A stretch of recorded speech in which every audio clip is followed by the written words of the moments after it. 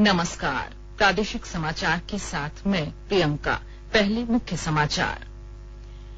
PM cares fund से देश भर में सार्वजनिक स्वास्थ्य केंद्रों पर 551 पीएसए ऑक्सीजन उत्पादन संयंत्र लगाए जाएंगे। प्रधानमंत्री ने जल्द चालू करने के दिए निर्देश। राज्य में पिछले 24 घंटे में 5,903 नए कोरोना संक्रमित मिले। 3,287 मरीज ठीक हुए। 103 मरीजों की मौत। उत्तराखंड के चमोली में ग्लेशियर टूटने से राज्य के 11 श्रमिकों की मौत, मुख्यमंत्री ने शोक जताया। और विश्व कप तीरंदाजी प्रतियोगिता में झारखंड की तीरंदाज दीपिका कुमारी, अंकिता भक्त और कोमोलिका बारी की टीम ने जीता स्वर्ण। 7 साल बाद मिला गोल्ड। अब समाचार विस्तार से। कोविड मरीजों की संख्या फिर से बढ़ रही है, इसलिए सभी श्रोताओं से अपील है कि कोई भी कोताही न बरतें, सभी सुरक्षा उपायों का पालन करें और 45 वर्ष से ऊपर के सभी लोग बेहिचक टीका लगवाएं। सुरक्षित रहें और 3 आसान उपायों का पालन करें। मास्क पहनें, 2 गज की दूरी है जरूरी, सुरक्षित दूरी बनाए रखें, हाथ और मुंह साफ रखें। अस्पतालों में ऑक्सीजन की उपलब्धता बढ़ाने के प्रधानमंत्री नरेंद्र मोदी के निर्देश के तहत पीएम केयर्स फंड ने देश में सार्वजनिक स्वास्थ्य केंद्रों पर 551 समर्पित पीएसए चिकित्सा ऑक्सीजन उत्पादन संयंत्रों की स्थापना के लिए धन आवंटन को सैद्धांतिक मंजूरी दे दी है। पीएम ने निर्देश दिया है कि इन संयंत्रों को जल्द से जल्द शुरू किया जाए। उन्होंने कहा कि इन संयंत्रों से जिला स्तर पर ऑक्सीजन की उपलब्धता सुनिश्चित करने में काफी मदद मिलेगी। ये समर्पित संयंत्र विभिन्न राज्यों, केंद्र शासित प्रदेशों में जिला मुख्यालयों पर चिन्हित सरकारी अस्पतालों में स्थापित किए जाएंगे। खरीद प्रक्रिया स्वास्थ्य एवं परिवार कल्याण मंत्रालय के माध्यम से की जाएगी। पीएम केयर्स फंड ने इस साल की शुरुआत में देश में सार्वजनिक स्वास्थ्य केंद्रों पर अतिरिक्त 162 पीएसए मेडिकल ऑक्सीजन उत्पादन संयंत्र लगाने के लिए राशि आवंटित की थी।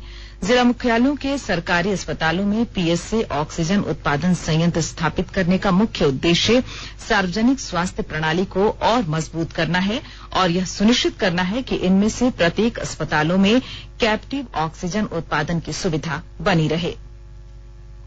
इस तरह से अपने स्तर पर ऑक्सीजन उत्पादन सुविधा से इन अस्पतालों और जिले की दिन प्रतिदिन की मेडिकल ऑक्सीजन की जरूरतें पूरी हो सकेंगी। इसके अलावा तरल चिकित्सा ऑक्सीजन कैप्टिव ऑक्सीजन उत्पादन के टॉपअप के रूप में काम करेगा। इस तरह की प्रणाली यह सुनिश्चित कर सकेगी कि जिले के सरकारी अस्पतालों को ऑक्सीजन की आपूर्ति में अचानक व्यवधान न उत्पन्न हो सके और कोरोना मरीजों और अन्य जरूरतमंद मरीजों के लिए निर्बाध रूप से पर्याप्त ऑक्सीजन मिल सके। झारखंड में पिछले 24 घंटे में 5,903 नए कोरोना संक्रमित मिले हैं। साथ ही इस दौरान 3,287 मरीज ठीक हुए हैं, जबकि 103 मरीजों की मौत हुई है। मृतकों में सबसे अधिक रांची से 43 मरीज शामिल हैं। स्वास्थ्य विभाग के अनुसार राज्य में कुल कोविड-19 का मामला अब 20,01,747 हो गया है। इनमें 48,105 सक्रिय केस हैं, जबकि 1,51,651 मरीज ठीक हुए हैं। अब तक राज्य में 1,991 मरीज की मौत कोरोना से हुई है। झारखंड में कोरोना की रिकवरी रेट 75.16% है। गोड्डा जिले में पिछले 24 घंटे में 84 नए कोरोना संक्रमित पाए गए। वहीं 120 मरीज ठीक होकर अस्पताल से घर गए, जबकि 2 लोगों की मौत हो गई है। जिले में कोरोना के 436 सक्रिय केस हैं। वहीं 121 ऑक्सीजन बेड मरीजों के लिए उपलब्ध है। इधर सरायकेला खरसावां जिले में 40 नए कोरोना संक्रमित मरीज मिले हैं। उपायुक्त अरवा राजकमल ने जानकारी देते हुए बताया कि जिले में अब सक्रिय मामलों की संख्या 762 हो गई है। अधिकांश संक्रमित लोग होम आइसोलेशन में हैं। जमशेदपुर जिले में बढ़ते कोरोना संक्रमण को देखते हुए राज्य सरकार की पहल पर आईएमए जमशेदपुर ने सिविल सर्जन को 37 डॉक्टरों की सूची तैयार की है। ये डॉक्टर्स होम आइसोलेशन में रह रहे मरीजों को परामर्श देंगे। विस्तृत ब्यौरा दे रहे हैं हमारे जमशेदपुर संवाददाता।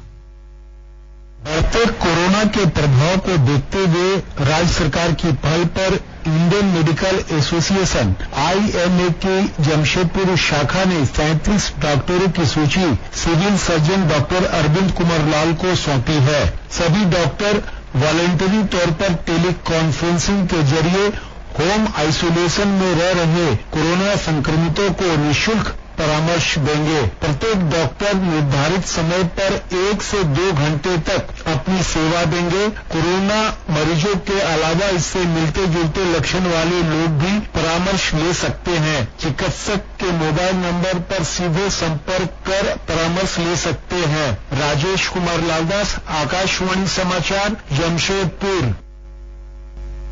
रामगढ़ जिले के उपायुक्त संदीप सिंह ने वीडियो कॉन्फ्रेंसिंग के जरिए जिले में कोरोना जांच के तहत हो रहे कार्यों की समीक्षा की और अलग अलग केंद्रों पर प्रतिदिन किए जा रहे जांच की जानकारी ली। इस दौरान उन्होंने जिला जनसंपर्क पदाधिकारी डॉक्टर असीम कुमार को कॉन्टेक्ट ट्रेसिंग के तहत हो रहे कार्यों की मॉनिटरिंग करते हुए ससमय सभी संक्रमित मरीजों के कॉन्टेक्ट ट्रेसिंग का कार्य पूरा कराने और कोरोना जांच सुनिश्चित करने का निर्देश दिया। उपायुक्त ने सिविल सर्जन और सभी प्रभारी चिकित्सा पदाधिकारियों से उनके क्षेत्रों में होम आइसोलेशन में रह रहे कोरोना संक्रमित मरीजों को उपलब्ध कराई जा रही दवाई और अन्य स्वास्थ्य सुविधाओं की जानकारी ली। केंद्र सरकार ने बढ़ते कोरोना संक्रमण पर कारगर नियंत्रण के लिए राज्यों और केंद्र शासित प्रदेशों को संक्रमणग्रस्त जिलों में कड़ी कार्रवाई और स्थानीय कंटेनमेंट उपाय करने की सलाह दी है। स्वास्थ्य मंत्रालय ने कहा है कि संक्रमण की श्रृंखला तोड़ने के लिए 14 दिन की अवधि के लिए स्थानीय नियंत्रण क्षेत्र यानी कंटेनमेंट जोन बनाया जा सकता है। मंत्रालय ने ऐसे क्षेत्रों में नियंत्रण उपायों में सख्ती लाने को कहा है जहां संक्रमण में काफी बढ़ोतरी हो रही हो। केंद्र सरकार ने कहा है कि जिन जिलों में संक्रमण 10% से अधिक है या अस्पतालों में 60% बिस्तर मरीजों से भरे हैं, वहां कड़ी कार्रवाई की जाए। संक्रमण की श्रृंखला को तोड़ने के लिए स्थानीय नियंत्रण क्षेत्र में 14 दिन के लिए लोगों को आपस में मिलने जुलने पर पाबंदी रहेगी। स्थानीय कंटेनमेंट में 3 सूत्रों पर ध्यान दिया जाएगा, जिसमें नियंत्रण, नैदानिक प्रबंधन और सामुदायिक सहयोग शामिल हैं। आकाशवाणी के ताजा तरीन समाचारों के लिए आप हमारी वेबसाइट newsonair.com पर लॉग ऑन कर सकते हैं। ताजा समाचार Twitter handle @AIR news alerts और Facebook page All India Radio news पर भी उपलब्ध है। आप प्रादेशिक समाचार एकांश के ट्विटर हैंडल @AIR न्यूज_रांची और फेसबुक पेज तथा YouTube channel AIR news Ranchi पर भी हमारे बुलेटिन सुन सकते हैं। प्रादेशिक समाचार आकाशवाणी रांची से सुन रहे हैं और अब पेश है कोरोना से बचाव के कुछ संदेश।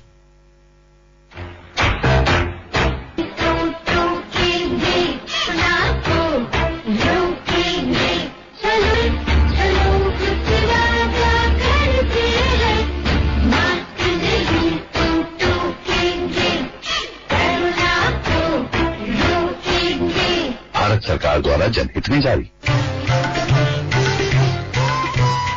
कोविड-19 से बचाव और सुरक्षित रहने के 3 उपाय। मास्क लगाएं, 2 गज दूरी है जरूरी, सुरक्षित दूरी रखें, हाथ और मुंह साफ रखें।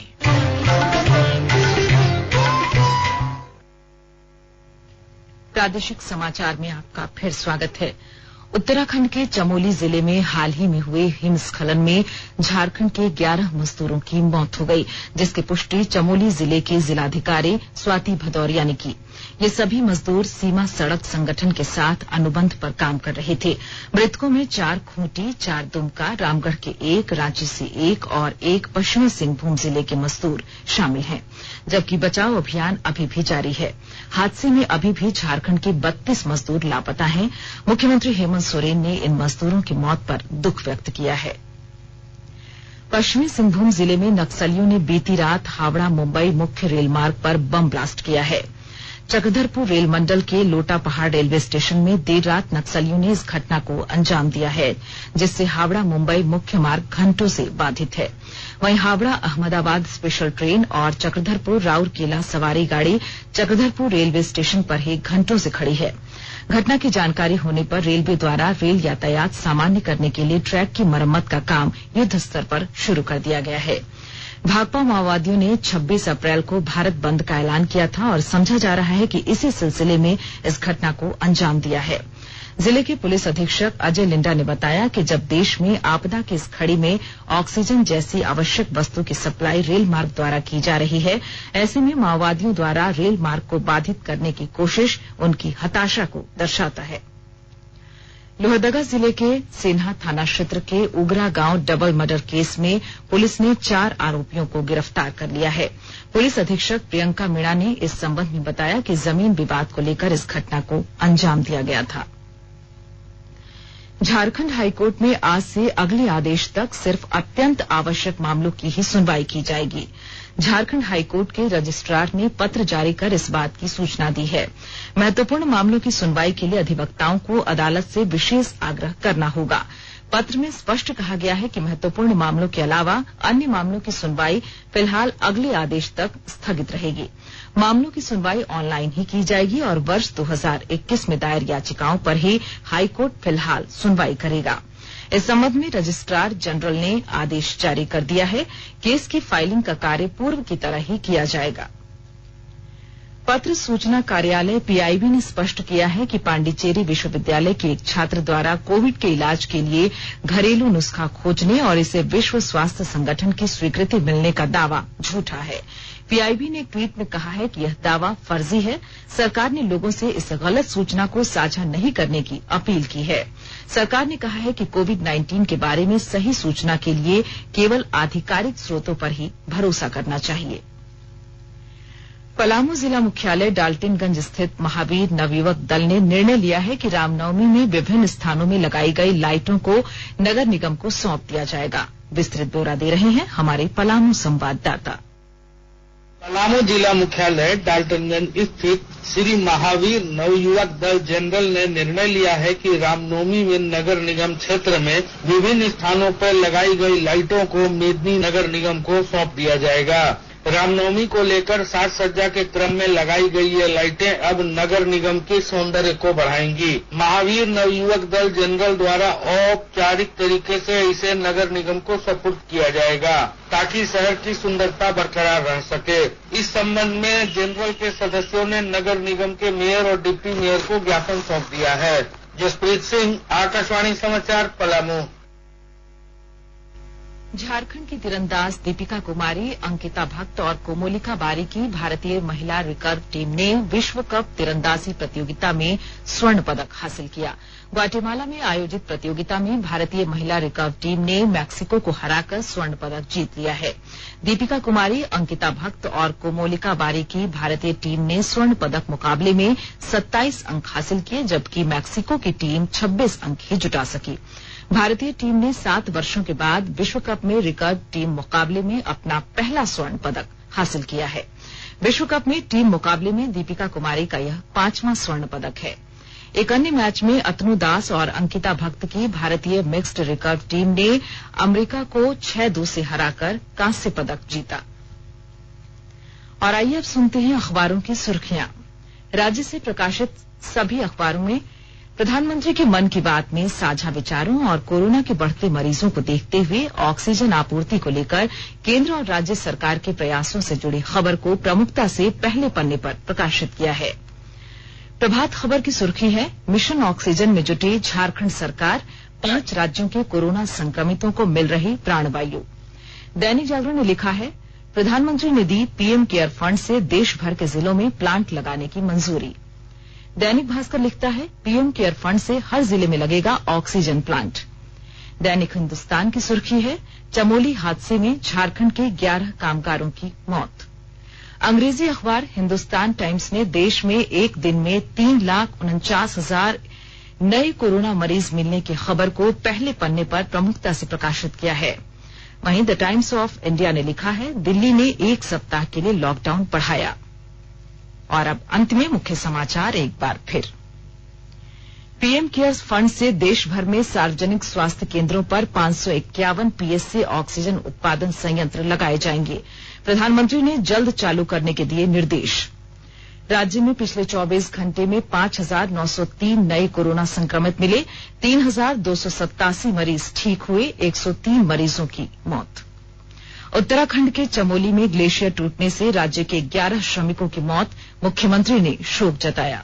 और विश्व कप तीरंदाजी प्रतियोगिता में झारखंड की तीरंदाज दीपिका कुमारी, अंकिता भट्ट और कोमोलिका बारी की टीम ने जीता स्वर्ण, 7 साल बाद मिला गोल्ड। इसके साथ ही आकाशवाणी रांची से प्रादेशिक समाचार का ये बुलेटिन समाप्त हुआ। नमस्कार। घर में रहिए, सुरक्षित रहिए और सुनते रहिए आकाशवाणी।